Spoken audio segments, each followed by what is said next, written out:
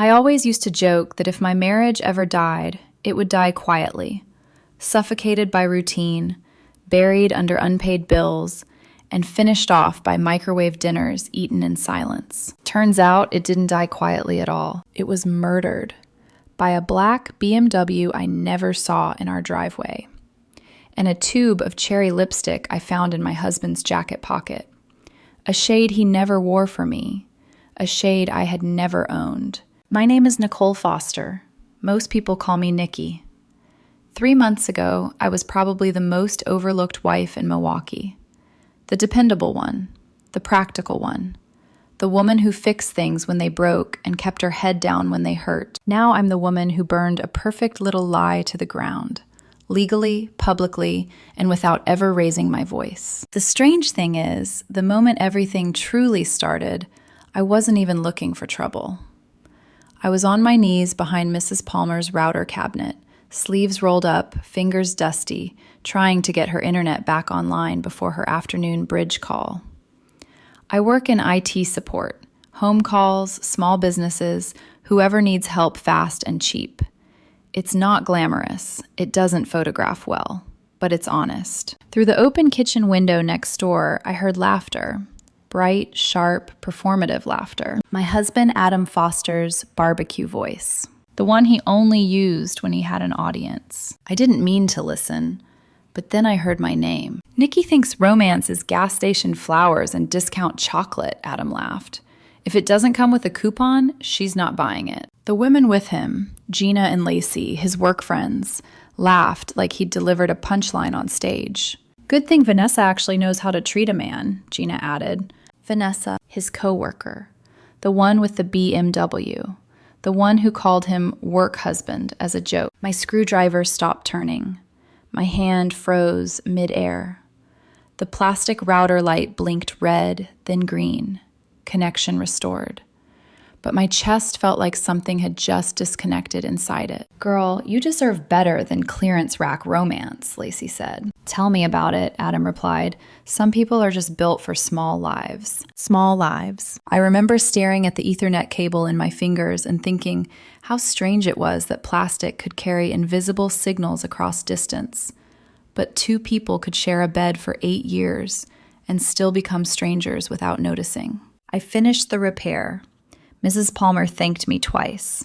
I smiled, packed my tools, and walked next door into my own backyard like a guest entering the wrong house. Adam stood at the grill, perfectly styled, polo shirt crisp, hair set like he was about to record a commercial.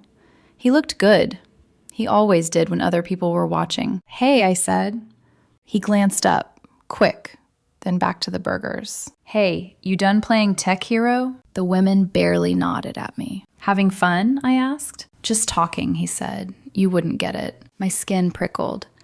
That was the first lie of many, and I felt it land. I just didn't know yet how deep the grave already was. Before everything cracked open, before lipstick stains and late-night lies, my life looked ordinary enough from the outside that people would have called it stable. I was 36 years old. An IT support specialist who bounced between residential calls and small contracts for local businesses. I fixed routers, secured networks, recovered lost data for people who swore they'd backed everything up. I liked the work. It was quiet, logical. Problems had causes. Causes had solutions. Adam used to say that was my flaw, that I treated life like a system that just needed better configuration. He worked in marketing, Morrison Marketing, downtown. Account management, client relations, presentations that required expensive shoes, and a voice that sounded confident, even when the numbers didn't add up. He liked being seen, liked being admired, liked rooms that went quiet when he spoke. We met 8 years ago at a friend's housewarming party. I remember that night vividly, not because it was magical, but because it was simple. He spilled red wine on my shoes, apologized 3 times, and spent the rest of the evening following me around like he was afraid I'd disappear if he stopped looking. You're different, he told me on our 3rd date. Different meant grounded, predictable, safe. At least, That's what it meant to him then. We married after 3 years. Nothing extravagant, a modest venue, friends, family, no debt, no drama. My parents liked him because he was polite and ambitious. His family liked me because I didn't make waves. Adam's mother, Marilyn, had a way of evaluating women like appliances. She never said anything cruel outright. She just asked questions that left residue. Are you is stable long term? Don't you think Adam needs someone more flexible? You're not very flashy, are you? I learned to smile through it. Adam told me not to take it personally. She means well, he said. She just wants the best for me. Somehow, the best never looked like me. The early years were good enough. Not passionate, but cooperative. We split bills. Took short trips when schedules allowed. I cooked more. He talked more. I listened. The first warning signs were subtle. So subtle, I only recognized them later, in reverse. He started staying late at work more often. Networking, he called it. Client dinners. Team bonding. Mandatory happy hours. I didn't question it. Marketing thrives on appearances. That's what he told me. Then came the wardrobe change. Adam had always dressed fine. Clean, casual, functional. Suddenly, there were tailored jackets, new cologne, shoes that cost more than my monthly grocery bill. He started spending longer in the bathroom, practicing smiles in the mirror, like expressions were currency. When I teased him about it, he laughed. Can't I improve myself, he said? Or does that make you uncomfortable? That question stayed with me longer than it should have. His phone became sacred, screen down, password changed, always within reach. When it buzzed late at night, he'd step into the hallway to answer it. If I asked who it was, he'd sigh like I'd accused him of a crime. You're being paranoid, Nikki. I told myself marriage wasn't supposed to feel exciting all the time. That boredom was just another word for peace. That love matured into something quieter. Meanwhile, his friends, Gina and Lacey, started appearing more often. Work wives, work confidants. They drank our wine, sat at our table, laughed at jokes that didn't include me. I noticed the way Adam looked at Vanessa's BMW when she dropped him off once. The way his hand lingered on the door, the admiration barely hidden. She's doing well for herself, he said. I nodded.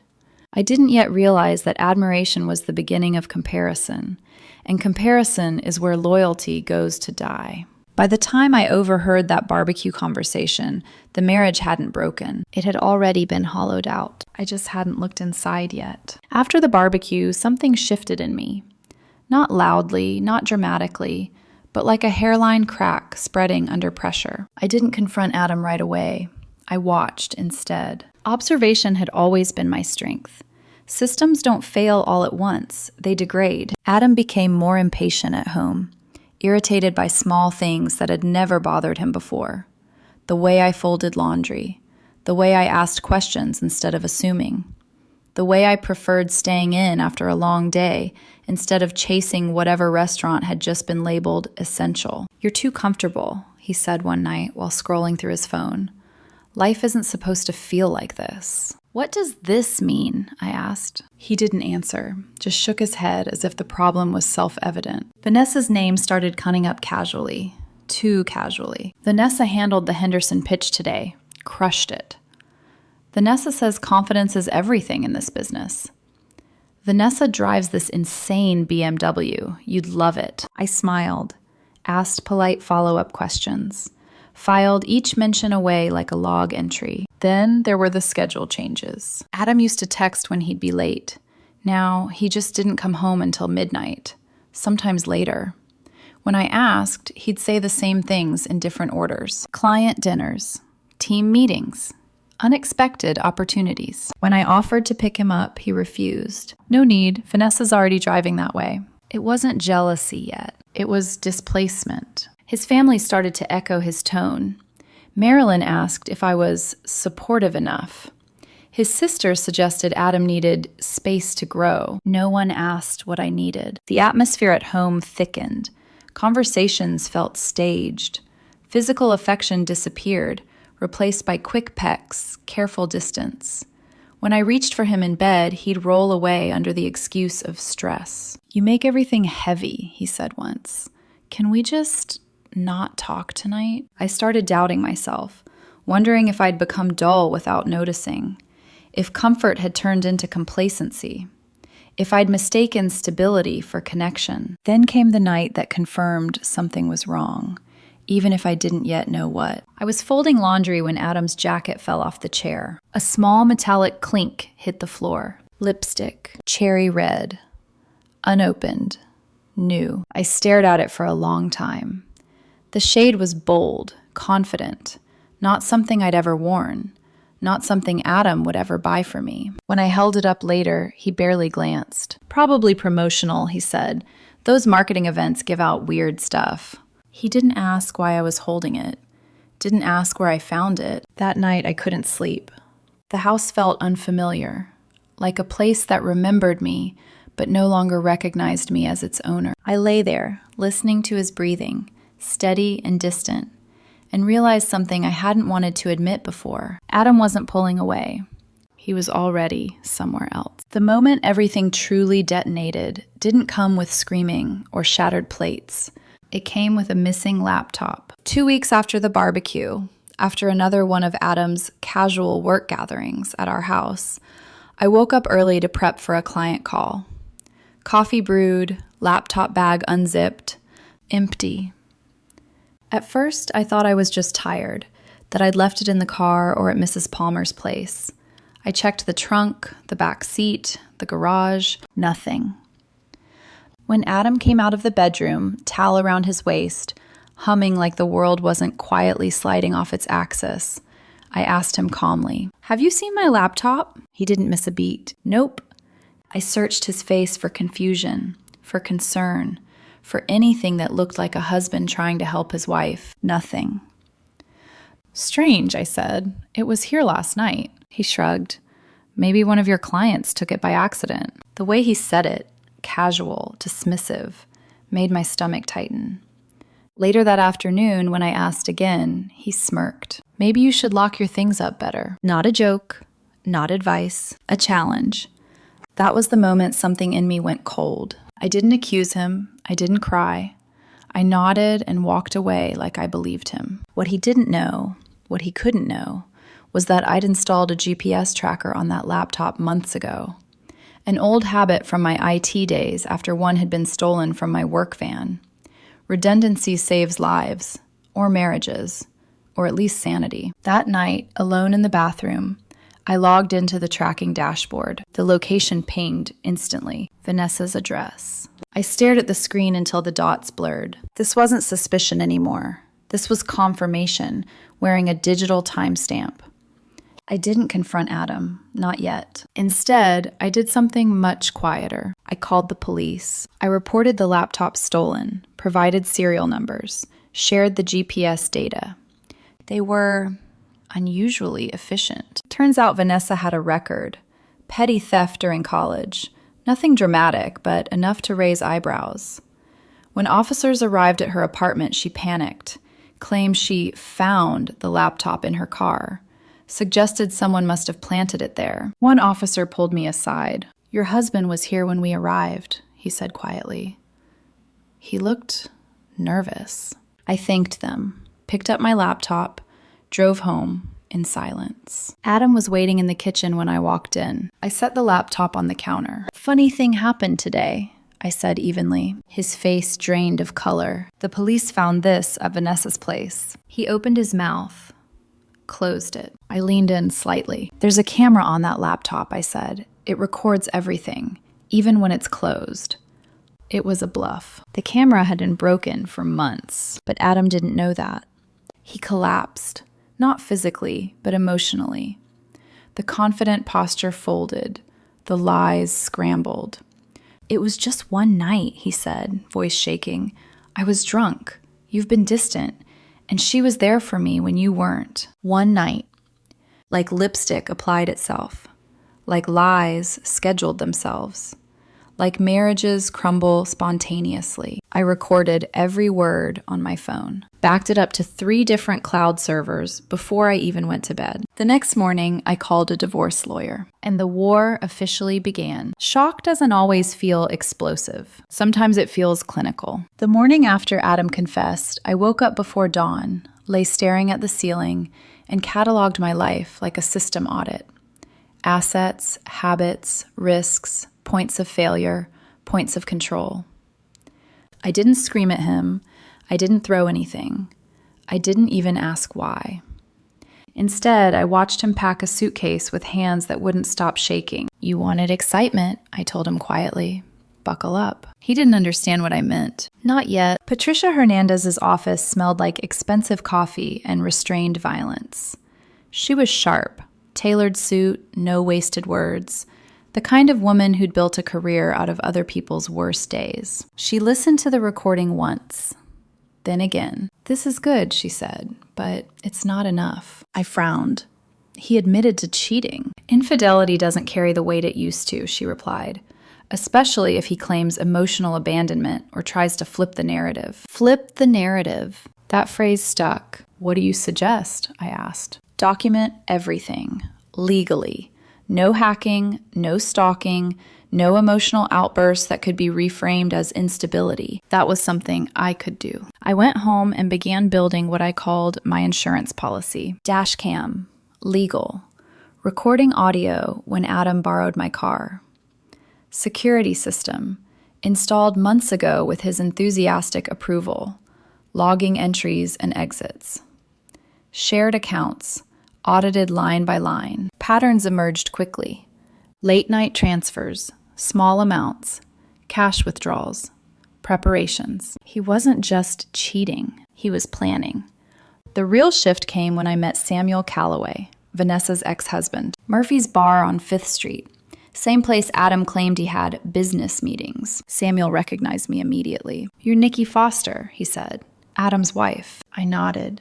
He laughed without humor. "You're the only one I feel sorry for." Over whiskey, he told me everything. The gambling, the loans, the lifestyle Vanessa couldn't afford without siphoning money, the affairs, plural, patterns, tells. "When she lies, she touches her nose," Samuel said. "When she's desperate, she throws whoever she's with under the bus." That night, something inside me settled. I stopped asking if I was overreacting. I stopped wondering if I was crazy. I wasn't. I was late. But I wasn't wrong. Once I stopped trying to save the marriage, everything became clearer, sharper, faster, more dangerous. Patricia warned me that when people realize they're losing control, they escalate. They lie louder. They rewrite history. They recruit witnesses. Adam did all 3. His mother called first. "I don't understand what's gotten into you," Marilyn said, her voice heavy with practiced disappointment. "Adam is devastated. He says you've been cold for years, emotionally unavailable." I listened without interrupting. "He's under so much pressure at work," she continued. "A supportive wife would understand that." Supportive wife. I thanked her politely and hung up. Then came the friends. Gina texted me that Adam was struggling and that I should be the bigger person. Lacey suggested counseling, not because Adam had cheated, but because communication goes both ways. At work, Adam began telling people I was unstable, that I monitored him, that I was paranoid, that my IT background made me controlling. He was laying groundwork. Patricia confirmed it when I showed her the messages. "They're preparing to file first," she said. "Claim emotional misuse, possibly request a restraining order to force you out of the house." Can they do that? Only if you don't have evidence. I did. Text messages between Adam and Vanessa discussing divorce strategy. Photos of secret meetings. Audio recordings, all legal. Financial documentation showing him moving money in anticipation of separation. Patricia moved fast. We filed first. Assets secured. Savings separated. A trust established for my niece's education. Untouchable. Every transaction Adam made logged and time-stamped. When he was served, he looked at me like he was seeing a stranger. "You planned this," he said. "No," I replied calmly. "You did." That's when I shifted focus, not to revenge, to consequence. Morrison Marketing prided itself on professionalism. Workplace affairs, especially between people on the same accounts, violated policy. I didn't accuse, I observed. I mentioned. Carefully. To the receptionist. To a project coordinator. To no one official. By midweek, HR was listening. By Friday, Adam came home pale and furious. "Someone's spreading rumors," he snapped. "About me and Vanessa." I tilted my head. "That's awful. Who would do that?" He searched my face. Found nothing. The pressure mounted. Vanessa was called in for questioning. Adam followed 2 hours later. By the weekend, they were panicking, and panic makes people sloppy. The lowest point didn't come when Adam was questioned by HR. It didn't come when his mother stopped calling. It didn't even come when he looked at me with open resentment instead of guilt. It came in the quiet. The kind of quiet that settles in after midnight, when the house feels too big for one person, and every room carries echoes of what used to be normal. Adam was still living there. Technically, sleeping on the couch, avoiding eye contact, moving through the house like a ghost who resented the living. Every interaction felt rehearsed, like we were both performing versions of ourselves for an invisible jury. One night, I overheard him on the phone. "I can't lose the house," he whispered. "She's got everything documented. I need time. Just stall her." Stall her. Like I was a project delay. An obstacle. I locked myself in the bathroom and sat on the floor, back against the tub, breathing slowly so I wouldn't make a sound. My hands were steady. My heart wasn't. For the first time since everything began, doubt crept in. Not about what he'd done, but about whether all of this was worth it. I was exhausted from watching, from documenting, from being careful every second of the day. From playing calm while everything inside me felt scraped raw. There was a moment, just a moment, when I wondered if walking away quietly would have hurt less. That night, Adam came to the bedroom door. "We should talk," he said. I didn't answer right away. "I'm willing to try," he continued. "Counseling, a reset. We don't have to destroy each other." Destroy. As if I'd been the one swinging the axe. I looked at him then, really looked. The man I'd built a life around. The man who'd laughed about me behind my back. The man who'd planned to strip me of my home while calling me unstable. And I realized something terrifying. If I didn't finish this fully, cleanly, decisively, he would rewrite the story forever. I would become the villain. That night I cried. Not loudly, not dramatically, silently, efficiently. Like someone mourning a version of herself that didn't survive the truth. And when I stood up, wiped my face, and looked in the mirror, the woman staring back at me wasn't broken. She was done hesitating. The turning point didn't arrive with anger. It arrived with clarity. The next morning, while Adam was out clearing his head, I received a call from Samuel. "You need to be ready," he said. "Vanessa's cracking." Samantha explained that Vanessa had reached out to her late the night before. Drunk, frantic, terrified. "She thinks Adam's going to sacrifice her," Samantha said. "He's already hinting that she pressured him, that she manipulated him, that he was vulnerable." I closed my eyes. Of course he was. That's when it clicked. Adam wasn't trying to fix anything. He was trying to survive. And survival for someone like him meant burning everyone else first. Samuel forwarded me an email Vanessa had sent, unintentionally, from her work account. It detailed their plan, how they'd file separately, how Adam would claim emotional neglect, how Vanessa would distance herself publicly and deny intimacy if things got ugly. It was all there, timed, authenticated, devastating. I forwarded it directly to Patricia. Her reply came within minutes. "This changes everything." We moved fast. Updated filings. Supplemental evidence, protective motions. But the real shift wasn't legal. It was internal. For the first time since this began, I wasn't reacting. I was choosing. I stopped answering Adam's messages unless they were necessary. Stopped explaining myself. Stop trying to appear reasonable to people who'd already decided who they wanted me to be. That afternoon, Adam came home with forced warmth. "I've been thinking," he said, wrapping his arms around me from behind. "Maybe we should throw a neighborhood get-together. Show everyone we're okay." I felt the lie against my skin like static. "That sounds nice," I said. He relaxed. He thought he was winning. The block party was scheduled for the following weekend, and I let it happen. Because sometimes the most powerful move isn't confrontation. It's letting the truth walk into the room on its own. By the time the neighborhood block party arrived, Adam had convinced himself the storm was passing. He'd been unusually attentive all week. Compliments, coffee in the morning, casual touches that felt more like strategy than affection. He smiled at neighbors again, laughed loudly, played the role of the devoted husband like it was a script he'd memorized years ago and dusted off for one last performance. I let him. The party filled the street by late afternoon. Folding tables, coolers, music drifting from someone's Bluetooth speaker, kids running barefoot on the grass. The kind of normalcy that makes people believe nothing truly bad could happen in a place like this. Adam worked the crowd.